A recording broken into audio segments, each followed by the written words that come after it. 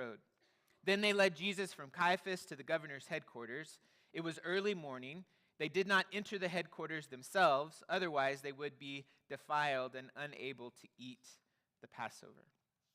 As we are continuing, the hour has in fact begun, as we spoke of last week, and we are at the beginning stages of what will become the trial and the arrest of Jesus.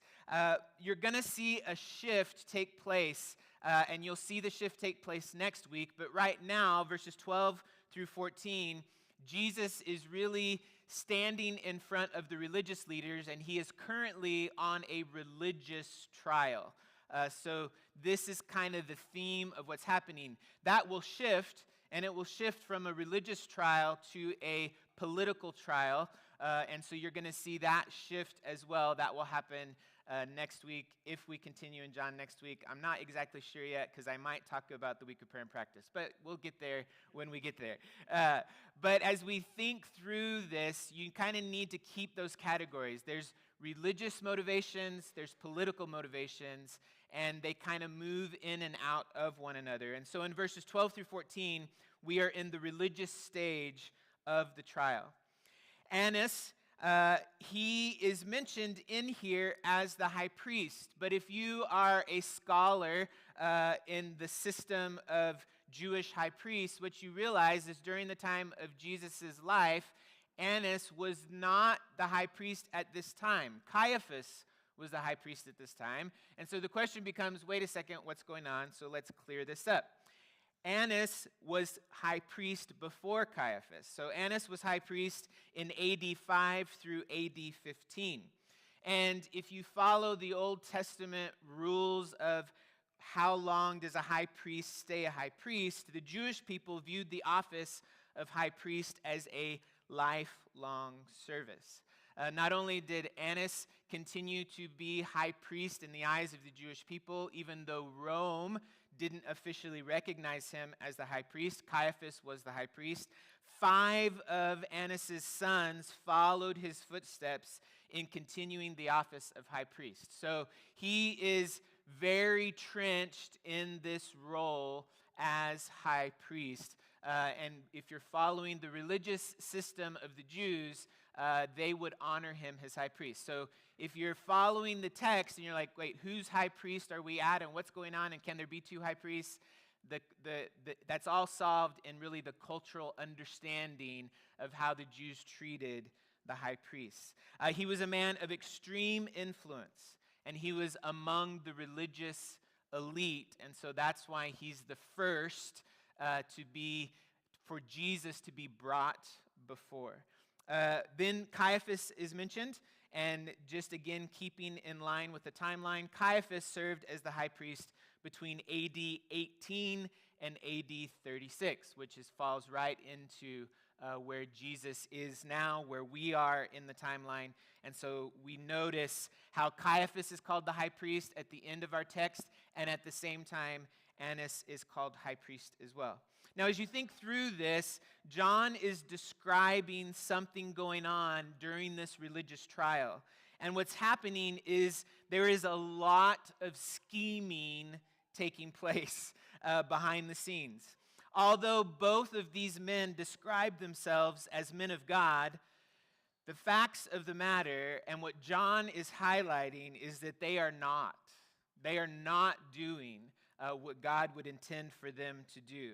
How could these men be legitimate in their representation of the God of Abraham, Isaac, and Jacob? Not only concerning Jesus, but at the very time of John's writing, the Judean elite are repressing Jewish Christians. So we've gone back and forth between 1st, 2nd, and 3rd John in terms of that is happening in real time as John is then also reflecting on 50 years ago and writing his gospel, the Gospel of John. So as John is reflecting and writing his gospel about the life of Jesus, in his real life right in front of him, the religious leaders are still oppressing their own people. And so there's two things happening as John is sitting writing this. He's reflecting on the corruption that took place 50 years ago, and he's lamenting about the corruption that's happening right in front of his face. And so this is what's happening in John's heart and mind as he is writing these words, reflecting on this time with Jesus. In fact, if you go back to John chapter 11, verse 50, Caiaphas is given this credit for saying, you're not considering that it is to your advantage that one man should die for the people rather than the whole nation perish. And so as you read verses 12, 13, and 14, you get to verse 14, and it says as much. Caiaphas was the one who had advised the Jews that it would be better for one man to die than for the people. So this is what starts. Jesus is arrested in the garden. They have now transferred locations to Annas' house in the courtyard. That's where they are currently, which is not connected to the temple. And I'll give you a reason why we know that in a second, but it's not yet, Jesus is not yet there. Also recognize the time of day, which we'll get there. We're still in the middle of the night. Jesus has been arrested in the garden, and we're in the middle of the evening. Now, from that scene, it pauses, so good storytelling happens, and we now move to what is taking place with two of Jesus' disciples. Now, remember, Jesus in the garden said, hey, let my followers leave, and they all left. But two of Jesus' disciples continued to follow Jesus, wanting to see what was going to happen. There's probably all kinds of motivations that are happening in these two disciples' lives, but they are following Jesus through this process. Now, those two disciples are mentioned, verse 15, Simon Peter, so we know Peter absolutely was one of them, as was another disciple. That disciple was an acquaintance of the high priest, so he went with Jesus into the high priest's courtyard. Now, historically, it has always been assumed that that other disciple is John himself. In recent scholarship, there's been some questioning. Is that really John? Is that not really John?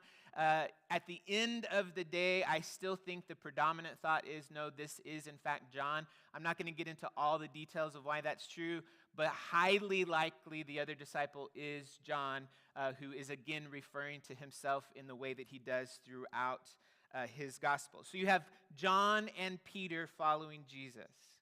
And the narrative continues by describing what is happening. And it kind of is interesting. Peter remains outside by the door.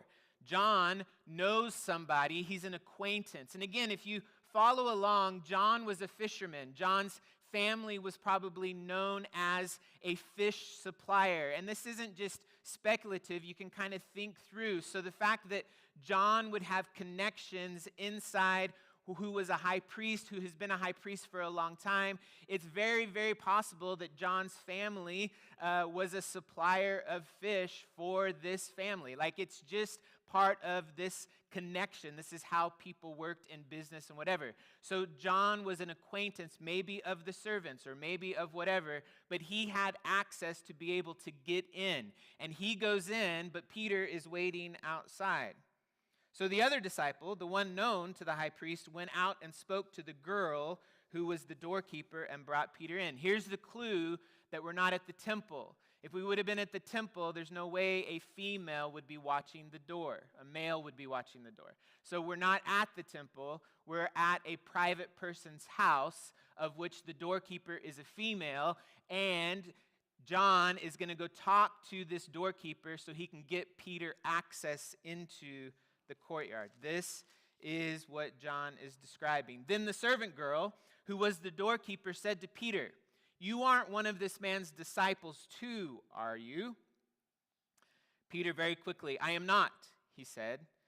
Now the servants and the officials had made a charcoal fire because it was cold.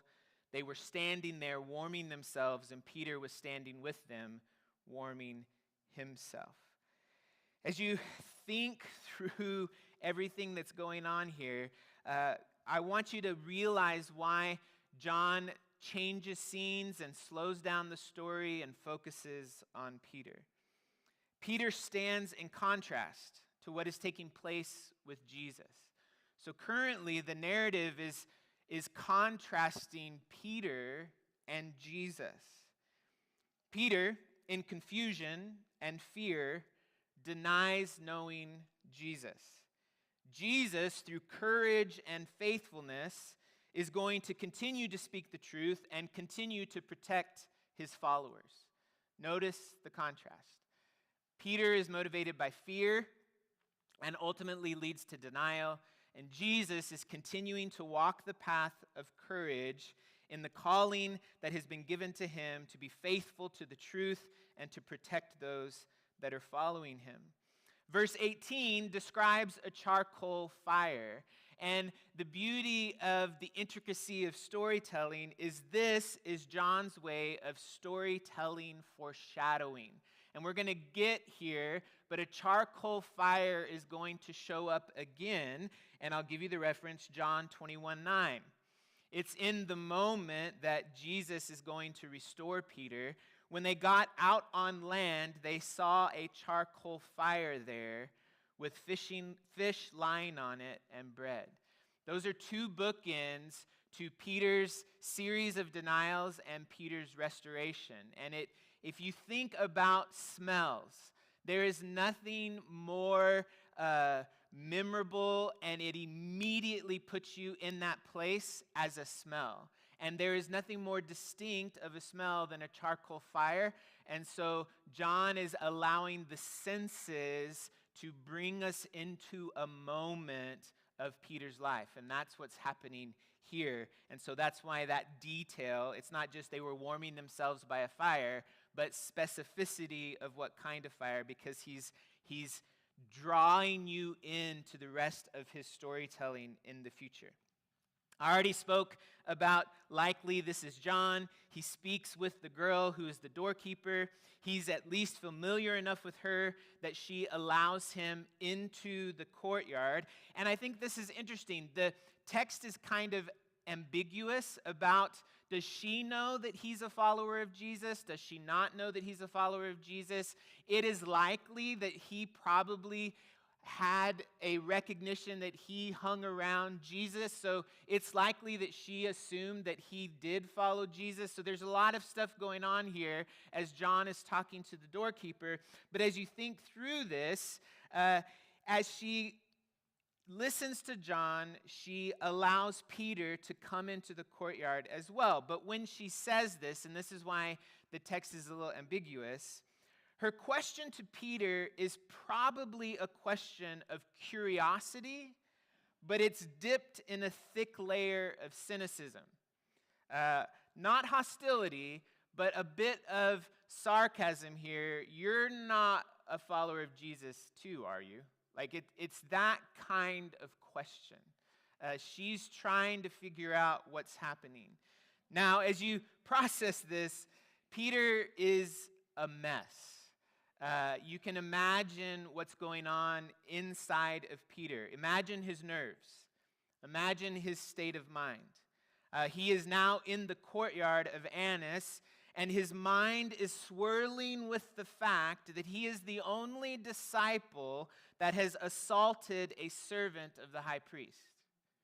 I want you to grab a hold of that. So he has followed Jesus, but he's now in the middle of a very life-threatening situation. High stress, high intensity, high levels of anxiety. And his impulse is to get cleared to enter the courtyard, and so he disassociates himself. It's kind of this, you're moving through this, and sometimes we so easily dismiss the fickleness of Peter or the disciples, but we've got to get into the state of his emotions. You see, at this moment, it's very likely that Peter, one, is not thinking a lot, but his impulse is the end is going to justify the means. What does Peter want? He wants to see what's happening with Jesus. John is going to help him see what's happening to Jesus. How is he going to see what's happening to Jesus? To get past this gate. How's he going to get past this gate? Well, if this girl asks him, are you a follower of Jesus? And he says yes, is she going to let him pass? So it just makes sense that he would say no. It's an impulse. It's part of, hey, I just need to do this to get what I need. But here's the reality of our impulses. One denial will lead to another denial. Panic continues to settle in. And as panic continues to settle in, it leads to increased fear and increased lies and increased denial. At the end of the day, that's what sin or unrighteousness or faulty thinking leads to. If we dabble in those things even slightly, even if we feel justified, it's going to create a snowball effect. And that's what's happening in the life of Peter. Panic, fear, denial. We now move from that scene back to the scene of the interrogation, verses 19 through 24. As we move through this, we now have both religious leaders, Annas and Caiaphas. And again, what is John pointing out? They are very willing. These are the religious leaders of the people of Abraham, Isaac, and Jacob. These are the high priests. And they're very willing to find legal loopholes and bend the rules to accomplish their objectives. They are going to do whatever it takes to get rid of Jesus. You see, an official interrogation at night among the Jewish law would have been viewed as illegal. So everything that's happening behind closed doors at the darkest point of the night is all illegal. This is not how things happen. And this is where Jesus finds himself. Verse 21, Jesus points this out. Why do you question me? Question those who heard what I told them. Look, they know what I said. Now, this is what Jesus is doing. He is pointing out their corruption. He's pointing out their lack of integrity. He's pointing out their hypocrisy. You see, Jesus points out, you're not doing this right. And in a formal Jewish hearing, not only would it have been illegal to meet at night, but it would have been illegal to question directly the defendant. The Jewish legal system, a case had to rest on the weight of the testimony of witnesses. So once again, the law is being ignored. The leaders are just doing what they need to do in order to accomplish what they want. And they are ignoring the law, and Jesus points it out. What we know to be true is Jesus has not been secretive. He has been very public with his message. That's why these questions don't land in a good way. Jesus says, if you were truly trying to discover the truth of who I am, you would spend your time not questioning me, but questioning all of the people that have been listening to me. What do they say I have said? This is Jesus getting to the heart of making it known why he has come, why he's a Jewish Messiah. The people know who he is. They have heard his teaching. And Jesus is not going to go back into preaching the Sermon on the Mount. He's not going to go back into sharing these things. He's been very public about who he is and what he stands for. Now, verse 22, something shifts. When Jesus pointed out these things, one of the officials standing by slapped Jesus, saying, "Is this the way you answer the high priest?" You see, verse 22 reveals the temperature of the room. Anger, frustration. An official slaps Jesus. The temperament is, who do you think you are? And as you start to process this, the story is moving, And it's moving in a direction that is just going to escalate quickly. Violence has begun. And maybe here it seems small, but it's only going to increase, and it's going to increase greatly. You see, Jesus speaks truth. In fact, what we know about Jesus is he doesn't just speak truth, he is truth. And Jesus is challenging the officials to follow their own rules. The officials have already determined the only way to get rid of Jesus would be to not play by the rules. Now, our prayer time at the end is going to lead up to this, but I cannot help but point this out. This is what corrupt leaders do. Sound familiar? We don't walk according to the law. We walk around the law so that we can do what we want to do. And as you think through this, we as people who live in this space, in this country, at this time in our history, we've got to ask some hard questions about truth and integrity and all of those things. And it's not my job to tell you what to think, but it is my job to challenge how you think. And so how do you move into those spaces? And this is starting to poke, and it's starting to get us to think a little deeper than just what happened to Jesus. As you process this, we now move to verses 25 through 27. Notice the scene has changed again. We get scenes, and then we go back, and now we go back. And here we are at verses 25 through 27, and we're back at the fire. We're back at the fire with Peter. Now Simon Peter was standing and warming himself. They said to him, "You aren't one of his disciples too, are you?" He denied it and said, "I am not." As you process this, the people are keeping warm by the fire, and yet another person engages Peter. It's the same curiosity. In fact, it's almost the exact same question of the woman doorkeeper in verse 17. And it's a curiosity. The people who are most likely servants of Annas in the courtyard are warming themselves in the middle of the night, wondering why are they still up? And they're looking around and they're like, "We don't recognize you. Like, who are you?" I mean, it's just a normal thing. It's a normal question.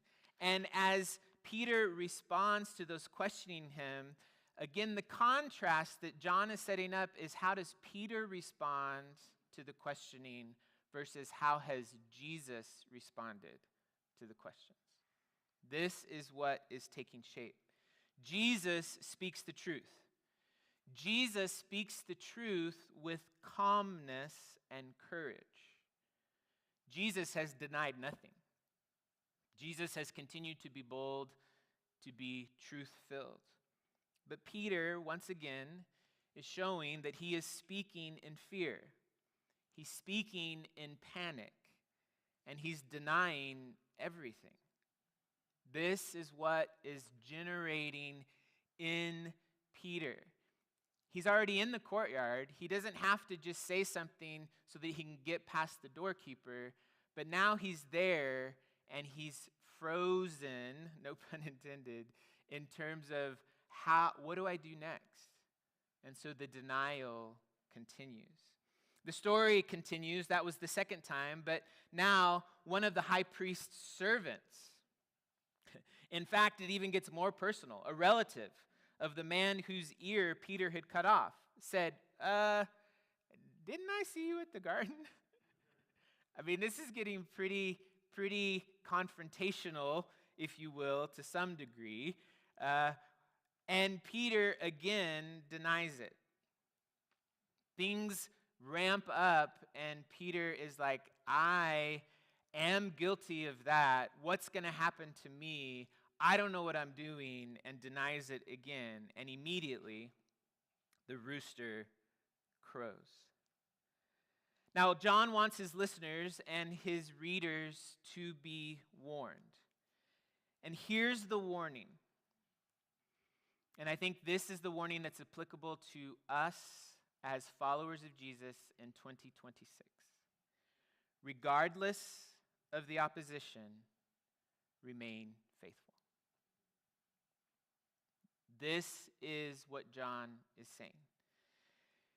In fact, in John chapter 20, verse 31, he summarizes his gospel. But these are written so that you may believe that Jesus is the Messiah, the Son of God, and that by believing you may have life in his name. That your life would be a faithful demonstration that Jesus is the Messiah. That Jesus is the King of Kings, that Jesus has inaugurated his kingdom, and that his kingdom operates differently than the world. This is who we are. That regardless of the opposition, we remain faithful. And the rooster crowing does two things in John's storytelling. The first is it fulfills the words of Jesus, chapter 13, verse 36. Jesus spoke very directly to Peter and said, you are going to deny me 3 times, and then spoke of a rooster crowing. But it's also something that's just so normal in this region and this part of the world and how people kept time. It is a clear indication of the time of day. Time has passed. Jesus has been in a religious interrogation. He was arrested in the middle of the night. He was taken to Annas' house. He's been questioned. He's been bound. He's been slapped. He has just been waiting as the religious officials are trying to figure out what to do with him. He's about to be transferred to another place. And at the time that he's about to be transferred to another place, the rooster crows, which means the night has turned into the very, very early part of the morning. That's when roosters crow. So it is just a very simple time indication, probably around 5:30 a.m. And as you know how things work, we're going to get to that in just a second as we move forward. But before we get there, let me just ask some questions up to this point. What does it look like for you to be a person of courage concerning your faith? It's a small question. It's a huge question. It's a question that fills our lives with all kinds of implications. And in tense situations, how do you trust the Holy Spirit to be a person of peace? Again, it's a pretty big question. Simple, but big. And I think that question is going to become more and more and more relevant to our everyday lives. What does it look like for you to be a person of courage concerning your faith? And in tense situations, how do you trust the Holy Spirit to be a person of peace? We're now at verse 28. Jesus is now being moved to his third location. He is at Annas' house or courtyard. He then moves to Caiaphas, and then from Caiaphas, which Caiaphas is connected to the temple, then Caiaphas is going to move him to the governor's headquarters.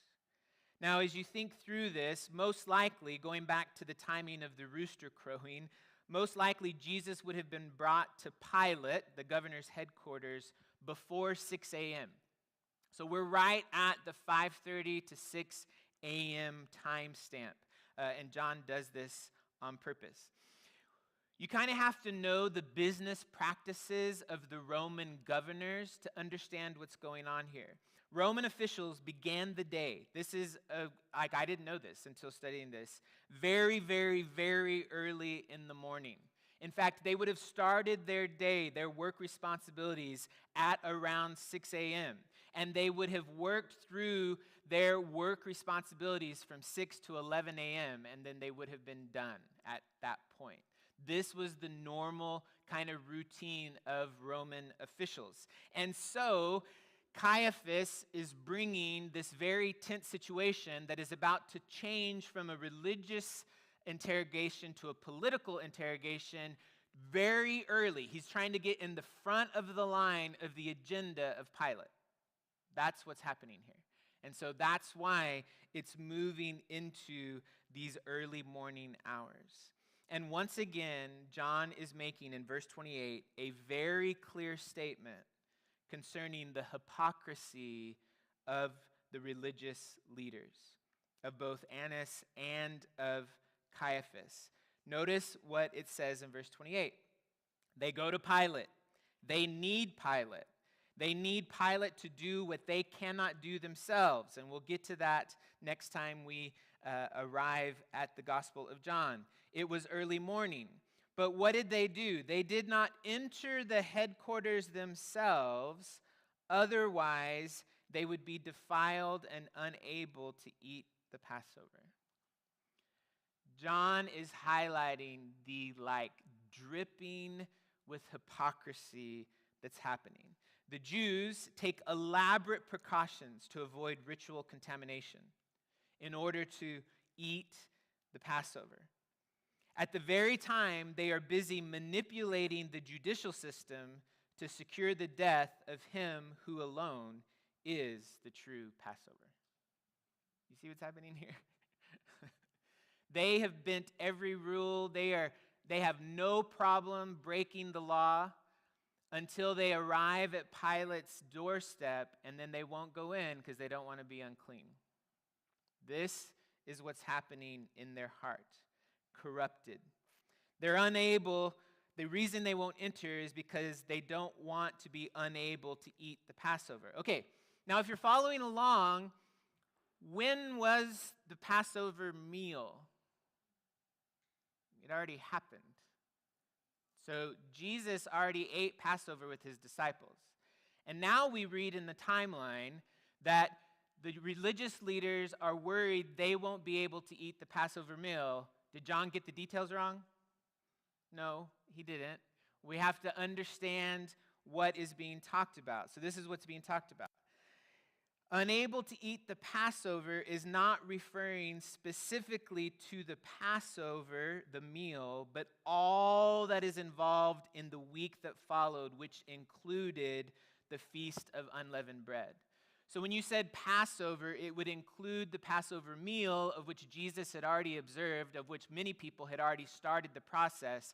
And then that meal continues the week-long celebration of the festival of unleavened bread, of which at no time did you want to be unclean, because then you would have to withdraw from the celebrations, go through the purity rituals, and maybe, depending on what the uncleanliness was, you would miss a day or two, or maybe you would have to miss the rest of the week.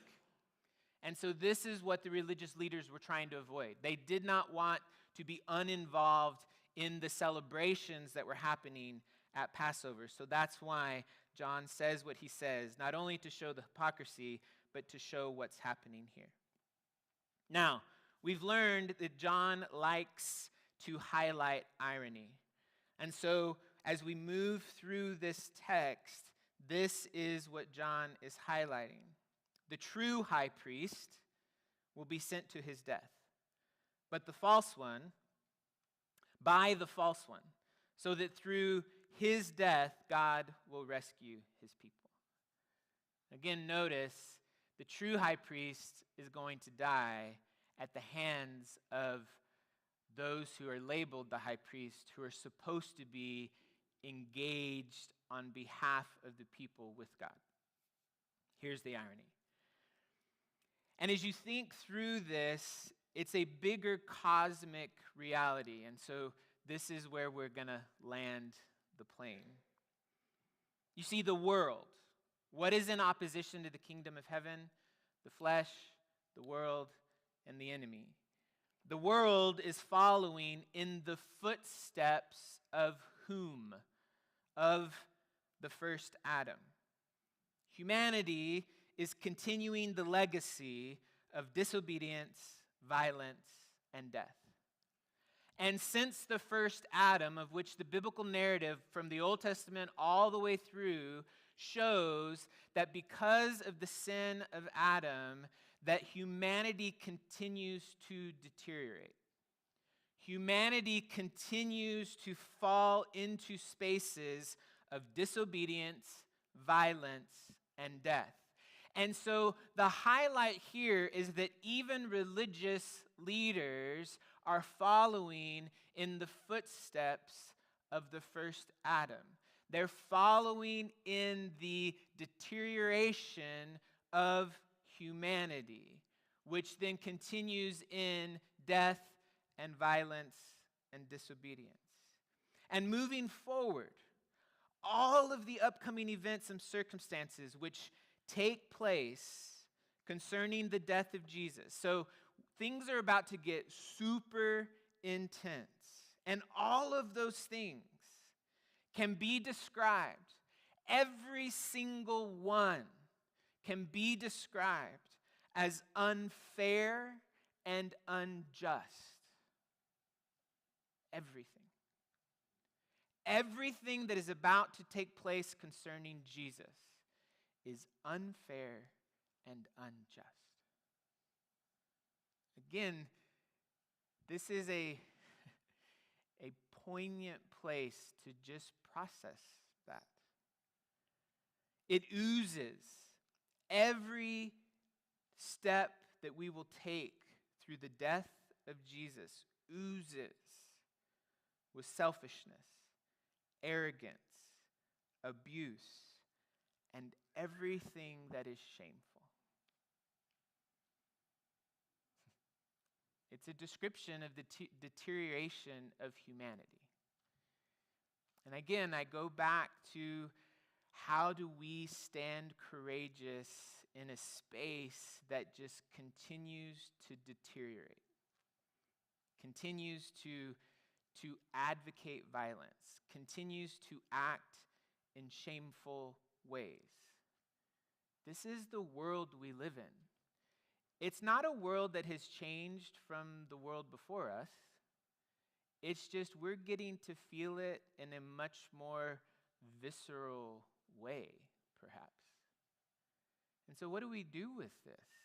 How do we engage in it? What is our response? You see, for a lot of us, and this is true as we read the story of the crucifixion of Jesus, which we're not there yet, we're on the cusp of it, we all want to scream.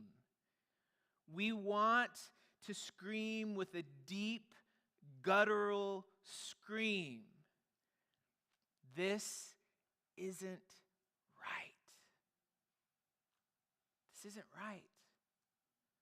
The crucifixion of Jesus is not right. And you can fill in the blank. There are so many things to say. This isn't right. Every day you wake up to a new headline that makes us as followers of Jesus want to scream. This isn't right.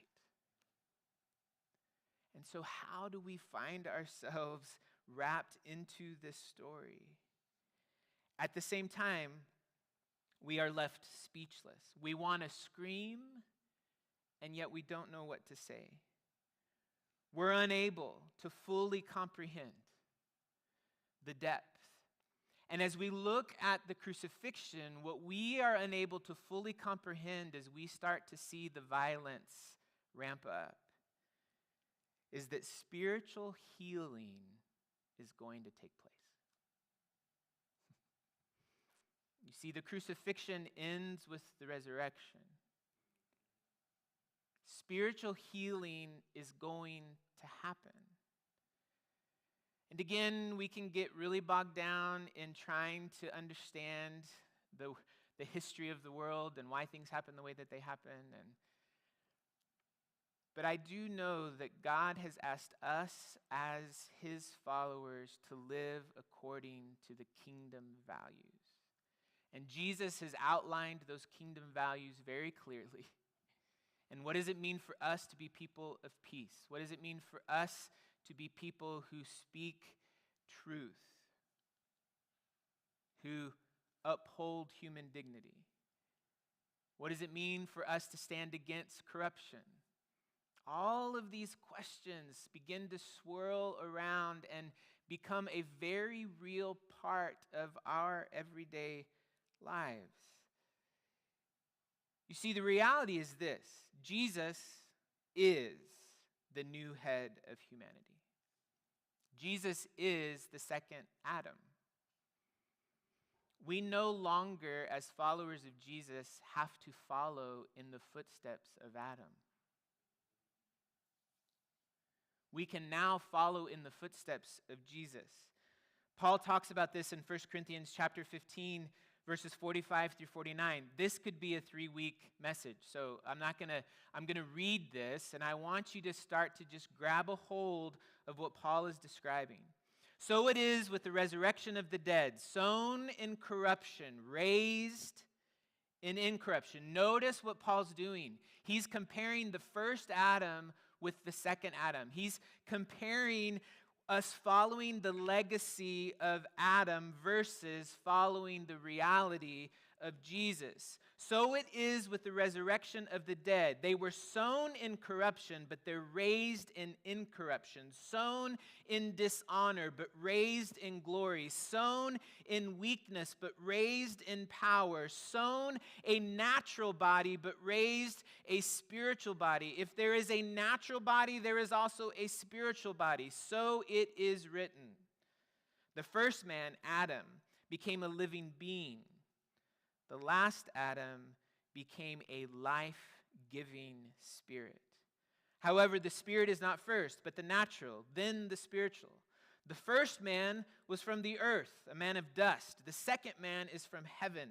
Like the man of dust, so are those who are of the dust. Like the man of heaven, so are those who are of heaven. And just as we have borne the image of the man of dust, we will also bear the image of the man of heaven. And when Paul is talking about heaven, he's not talking about floating around with a harp in the clouds.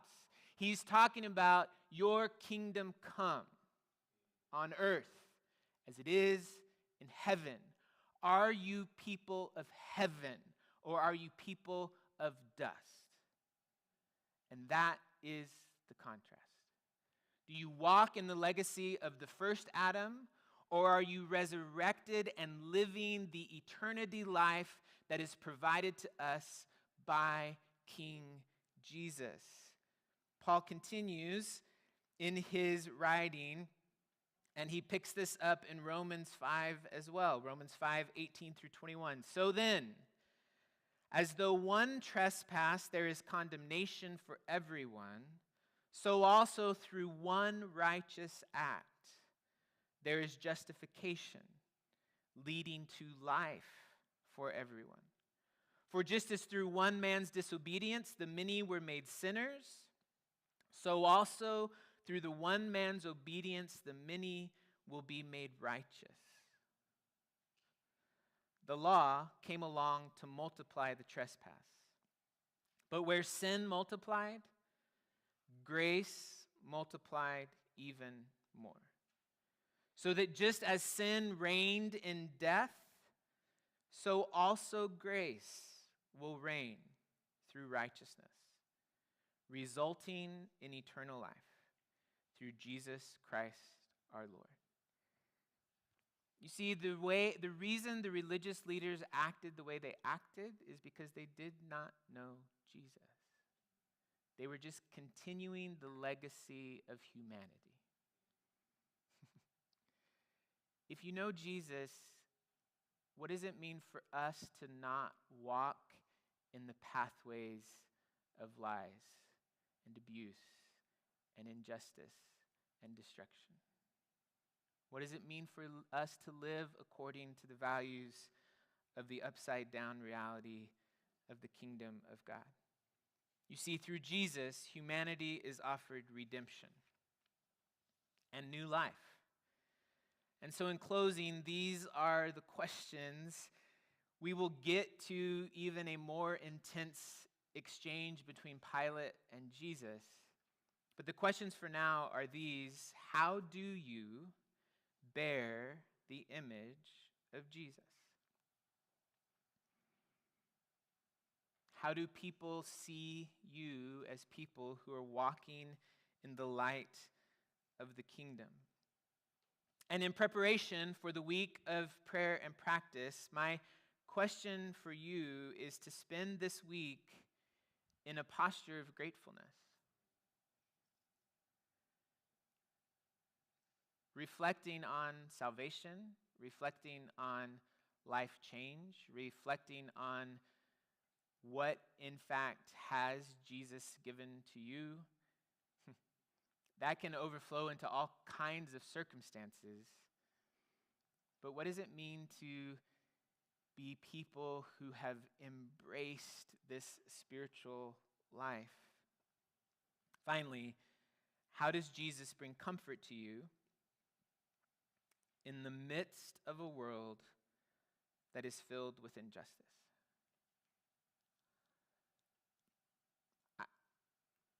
Honestly, I'm pretty speechless too. I don't know how we sort through all of the things that are happening. Not just in our nation, but in the world. There are lots of things happening. Lots of chaos, lots of turmoil, lots of abuse of power, lots of lies. And so what do we do? And I think the crazy thing about Scripture is that Jesus is standing with heavenly courage in the middle of absolute, unfair, unjust violence. And so how do we respond to that reality? I do want you to spend some time in prayer. There aren't specific prayer points. I would like for you to pray specifically for our city, specifically for our nation, for world leaders. I would love for you to pray for believers who are experiencing once again an uptick in violence in Iran. I would ask you to be informed to the level that you can pray with specificity as God's people, that his kingdom would come on earth as it is in heaven. I don't know what that means for you, but I would pray that Jesus would be your focus and your center. I would spend some time praying with someone. That is usually encouraging. What someone else prays may get you to think through the week about, I should be praying for this. And then after a time of prayer, I'll come back and close us in prayer. But spend some time. Spend some time reflecting on the realities of our world and interceding in those spaces, and then I'll close us after a few minutes.